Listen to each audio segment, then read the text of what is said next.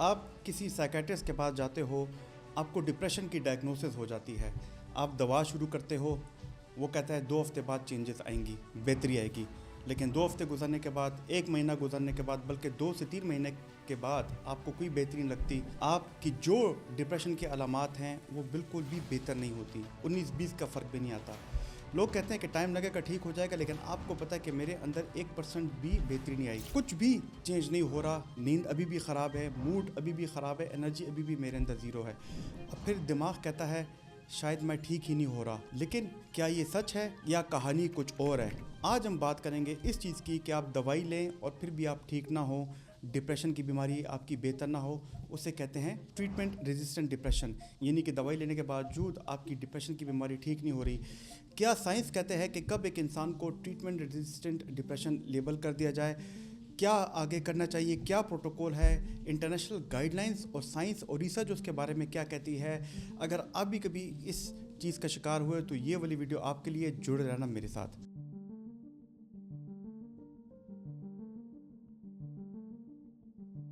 मेरा नाम है प्रोफेसर डॉक्टर अली मुफ्ती, मैं एक साइकेट्रिस्ट हूँ। और दोस्तों, हमारे पास रोज़ाना ही तरह तरह के पेशेंट आते हैं जो सिर्फ डिप्रेशन नहीं बल्कि रेजिस्टेंट डिप्रेशन का शिकार होते हैं। तो आज की वीडियो में मैं आपको बताऊंगा ये होती क्या है, कब एक इंसान रेजिस्टेंट डिप्रेशन का डायग्नोसिस उसको डॉक्टर करता है और इसका इलाज क्या है। लेकिन हमारी आपसे रिक्वेस्ट है कि और कुछ नहीं, कम से कम हमारी इस वीडियो को लाइक ज़रूर कर दें, हमारी टीम का हौसला बड़ा होता है। तो दोस्तों, सबसे पहले समझने की कोशिश करते हैं कि ट्रीटमेंट रेजिस्टेंट डिप्रेशन की डेफिनेशन क्या है। सबसे पहली बात क्लियर कर लें, हर डिप्रेशन जो स्लो इम्प्रूव हो, आराम आराम से बेहतर हो, जिसका गेयर बहुत स्लो हो, वो रेजिस्टेंट नहीं होता। ट्रीटमेंट रेजिस्टेंट डिप्रेशन, जैसे TRD कहते हैं, इसका मतलब ये होता है कि आपने 2 या ज़्यादा एंटी डिप्रेसेंट ली हैं। पहले एक एंटी डिप्रेसेंट ली, कम से कम आपने 2 से 3 महीने ली, फिर उसके बाद दूसरी एंटी डिप्रेसेंट ली, वो भी आपने 2 से 3 महीने ली, और आपने मुकम्मल सही डोज ली, सही ड्यूरेशन के लिए ली, फिर भी आपकी डिप्रेशन में बिल्कुल फ़र्क ना आया या बहुत थोड़ा फ़र्क हुआ हो, यानी कि आपका मूड बेहतर ना हो रहा हो और आप कह रहे हो कि नहीं यार, मेरी फंक्शनिंग डेली बेहतर नहीं हो रही, नींद भी ठीक नहीं हो रही, गुस्सा भी ठीक नहीं हो रहा और वीकनेस अभी भी है, यानी कि जो ट्रीटमेंट दिया गया है उसका वो एक्सपेक्टेड रिस्पांस नहीं मिला, तो इसे कहते हैं ट्रीटमेंट रेजिस्टेंट डिप्रेशन। याद रखिए, रिस्पांस क्या होता है। जैसे ही दवाई मिली और आपके 50% अलामात ठीक हुए तो उसको हम रिस्पांस कहते हैं। लेकिन अगर आपको 2 मुख्तलिफ दवाइयाँ दी गई हैं, 2 मुख्तलिफ ड्यूरेशन में, टाइम में, और आप उससे बिल्कुल ठीक नहीं हुए, यानी कि कोई रिस्पांस नहीं मिला, आपके 50% सिम्टम्स भी ठीक नहीं हुए, तो तब हम उसको ट्रीटमेंट रेजिस्टेंट डिप्रेशन कहते हैं। लेकिन सोचते हैं कि क्या ट्रीटमेंट रेजिस्टेंट डिप्रेशन जिस बंदे को डायग्नोस कर दिया जाए तो क्या उसका कोई इलाज है या वो कभी भी इम्प्रूव नहीं हो सकता? याद रखिए दोस्तों, हमें बहुत ज़्यादा मैसेजेस आते हैं जिसमें हमें व्यूअर्स कहते हैं कि डॉक्टर साहब, हमारा केस रेजिस्टेंट है और हम ठीक नहीं हो रहे। बहुत दफ़ा प्रॉब्लम ट्रीटमेंट रेजिस्टेंट डिप्रेशन नहीं होता, बल्कि पहली दफ़ा दवाई के अप्रोच से होती है। अगर मैं दवाई की बात करूं तो हम एंटी डिप्रेसेंट्स देते हैं। एंटी डिप्रेसेंट्स में तरह तरह की दवाई हैं, ट्राइसाइक्लिक एंटी डिप्रेसेंट्स, SNRIs और SSRIs। वैसे मैंने SSRIs ज़ोलॉफ्ट पे एक डिटेल वीडियो बनाई है, ये वो वाली वीडियो है, ज़रूर इसे देखना, आपको फ़ायदा होगा। तो जब भी हम एंटी डिप्रेशन स्टार्ट करते हैं तो लोगों की डिप्रेशन क्यों नहीं ठीक होती? क्योंकि सबसे पहले उनको प्रॉपर डोज नहीं दी गई होती, वो लो होती है। फॉर एग्जांपल, अगर मैं एसिटोलोप्राम की बात करें तो वो 10 मिलीग्राम के बाद जाके डिप्रेशन को ठीक करती है, लोग 5 मिलीग्राम ले रहे होते हैं। इसी तरह वो शॉर्ट ड्यूरेशन के लिए लेते हैं, वो 2-3 हफ्ते के लिए लेते हैं और कहते हैं कि डॉक्टर साहब हम तो नहीं ठीक हो रहे। कभी कभी कुछ लोग तो ऐसे कहते हैं कि डॉक्टर साहब 2-3 दिन ली, फिर 1 दिन 2 दिन भूल जाते हैं, फिर 2-3 दिन ली। याद रखिए, जब भी आप डिप्रेशन की दवाई लेंगे तो 15 दिन बाद उसका बेनिफिशियल इफेक्ट आएगा, आपकी बेहतरी आएगी और ये आहिस्ता आहिस्ता हर हफ्ते बाद, हर महीने बाद बेहतर होता जाएगा। तो दवाई जो है 2-3 हफ्ते बाद लोग छोड़ भी लेते हैं, कहते हैं कि डॉक्टर साहब हम इस दवाई से मुकम्मल ठीक नहीं होते। और काफ़ी ऐसे लोग होते हैं जो कि दवाइयों के साइड इफ़ेक्ट्स की वजह से छोड़ते हैं। SSRIs के बड़े साइड इफ़ेक्ट्स होते हैं, जिसमें आता है कि वक्ती तौर पे मैदा ख़राब होता है, उनकी एंग्जाइटी ज़्यादा हो जाती है, उनको सेक्स में कमी का शिकार होता है जो कि बहुत इरिवर्सिबल होता है। और ज़्यादातर लोग, हमने ये भी देखा है कि वो डोज भी सही हो, ड्यूरेशन भी ठीक हो, दवाई भी प्रॉपर ले रहे हैं डोज पे, लेकिन वो फिर भी नहीं ठीक होते। तो यहाँ पे मसला आता है रॉन्ग डायग्नोसिस का। यानी कि अगर वो पेशेंट को डिप्रेशन की बीमारी डायग्नोस करके उसको दवा दी गई है, लेकिन उसको डिप्रेशन मेजर डिप्रेशन की वजह से ना हो, बल्कि उसको डिप्रेशन बाइपोलर की वजह से हो या वो साइकोसिस बीमारी का शिकार हो और उसको डिप्रेशन हो, तो तब एसएसआरआई या कोई भी एंटी डिप्रेशन अकेले इस तरह सही काम नहीं करेगी। और कभी कभी ये भी देखा गया है कि लोग जो हैं डिप्रेशन के अलामात लेके आते हैं, लेकिन उनके टेस्ट नहीं हुए होते, उनके अंडरलाइन कोई मेडिकल इशू होता है, जैसे थायराइड की कमी होता है, विटामिन B12 की कमी होता है, विटामिन D की कमी होता है। यानी कि दवा फेल नहीं होते, प्लान जो है इनकम्प्लीट होता है। इसलिए पहला स्टेप होता है कि अगर आप पे कोई दवा नहीं कर रही तो एक साइकेट्रिस्ट आपको रीएवैल्यूएट करता है, रीअसेस करता है, और हो सकता है कि आपके ब्लड टेस्ट भी फिर से कराए।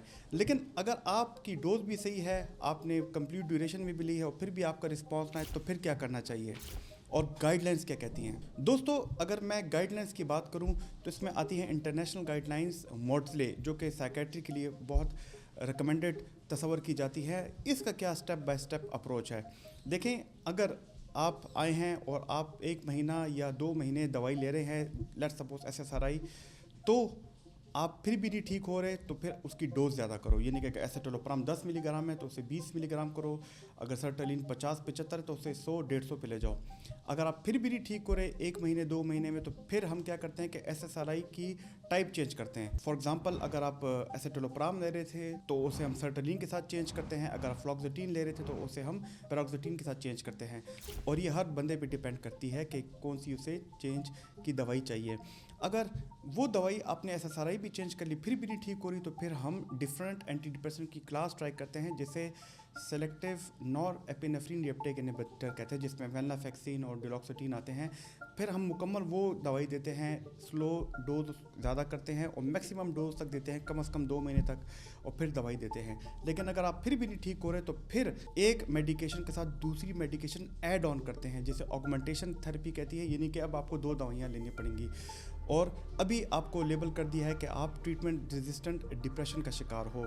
और अगर एड ऑन थेरेपी की बात करें तो उसमें हम एटिपिकल एंटी डोपामिन एंटीसाइकोटिक्स देते हैं, थायराइड हार्मोन भी देते हैं सेलेक्टेड केसेस में, और कभी कभी लिथियम भी देते हैं, क्योंकि ये बहुत ज़रूरी है कि ऐड ऑन दवाई दी जाए। और कभी कभी हम 2 एंटी डिप्रेशंस भी मिला के कोड गाइडलाइंस के मुताबिक देते हैं।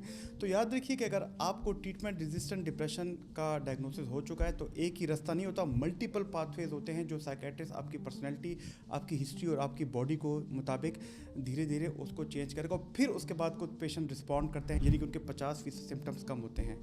वैसे अगर इन ट्रीटमेंट्स के साथ भी नहीं ठीक हो रहा हो, फिर हम कोशिश करते हैं कि हम साइकोथेरेपी CBT दें, जो कि कॉग्निटिव बिहेवियर थेरेपी होती है, क्योंकि कॉग्निटिव बिहेवियर थेरेपी और दवाइयाँ मिल के डबल इम्पैक्ट डालती हैं। लेकिन उसके बावजूद अगर पेशेंट ना ठीक हो रहा हो तो फिर हम सेलेक्टेड केसेस में ECT, जिसे इलेक्ट्रोकन्वल्सिव थेरेपी कहते हैं, वो देते हैं।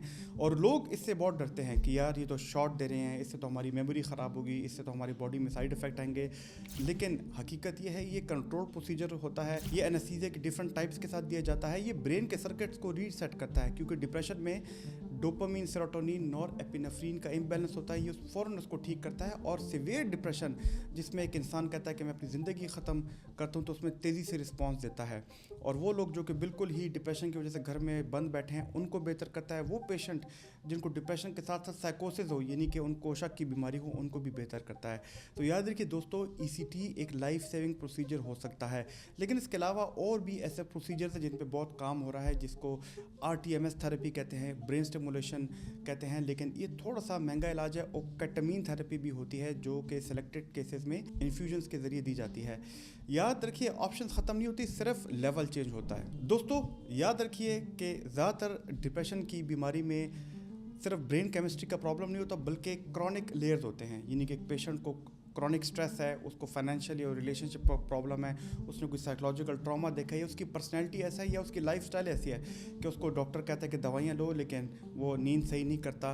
तो सिर्फ मेडिसिन्स नहीं, बल्कि इसके साथ साथ बाकी फैक्टर्स को भी समझने की कोशिश है, क्योंकि बायोलॉजिकल, साइकोलॉजिकल और सोशल पेशेंट खुद भी चाहे अपनी लाइफस्टाइल को चेंज करके, तो उससे ये तीनों चीज़ें मिलके उसकी ज़िंदगी में बहुत बेहतर ला सकते हैं, उसकी रिकवरी का प्रोसेस बहुत आसान कर सकते हैं। लेकिन याद रखिए, सबसे डेंजरस चीज़ है नाउमीदी, होपलेसनेस। जब एक पेशेंट कहता है कि मैं दवाई से नहीं ठीक हो रहा, उसका एतमाद उठ जाता है और फिर यहाँ से रियल ख़राबी शुरू होती है। तो लिहाजा होपलेसनेस के बजाय आप अपने साइकेट्रिस्ट के पास जाओ या कोई साइकेट्रिस्ट चेंज कर लो और दवाई जो है उनके प्लान के मुताबिक स्टार्ट करो। तो दोस्तों कैसे लगी आपको ये वाली वीडियो? अगर आपको ये वाली वीडियो पसंद आई तो हमारी ये वाली वीडियो देखना, जिसमें मैंने ECT इलेक्ट्रोकन्वल्सिव थेरेपी के बारे में बड़ी डिटेल से बात की, आपको फ़ायदा होगा। मुझे उम्मीद है कि इन वीडियो से आपके अंदर साइकोलॉजिकल रेजिलियंस आ गई, आपको मेंटल हेल्थ अवेयरनेस मिलेगी। हमारे चैनल को लाइक, सब्सक्राइब और कमेंट जरूर कीजिएगा। अल्लाह ताला आपका हामी नासिर और शुक्रिया।